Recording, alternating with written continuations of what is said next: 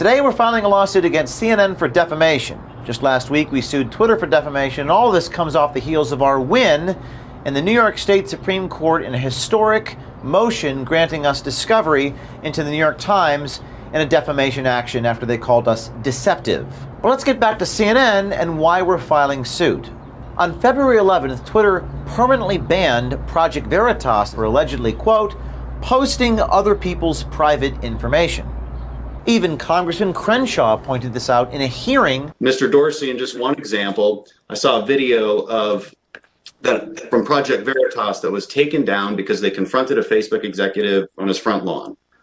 But here's the thing, I can show you a video of CNN doing the exact same thing to an old woman who was a Trump supporter in her front yard. I've looked at both videos. It's an apples to apples comparison. CNN remains up.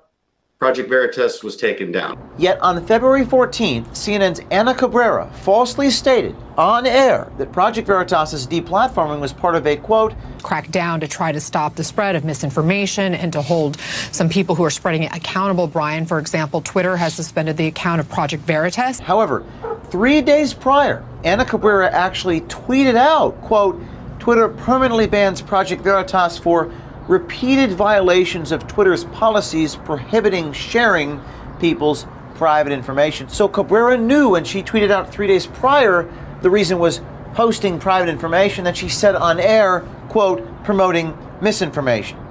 Two completely different things. Brian Stelter saying on the air that we had, quote, multiple violations when we're only aware of one supposed violation from Twitter. Project Veritas, a very controversial conservative group, got swept up in a Twitter policy by violating multiple rules on the site. Perhaps the greatest irony here is everyone in the media accuses us of misinformation when that's precisely what they do. Maybe, just maybe, when Brian Stelter says, I feel really bad for you, he's projecting how he feels about what he does onto all of us. Stay tuned and lawyer up, CNN.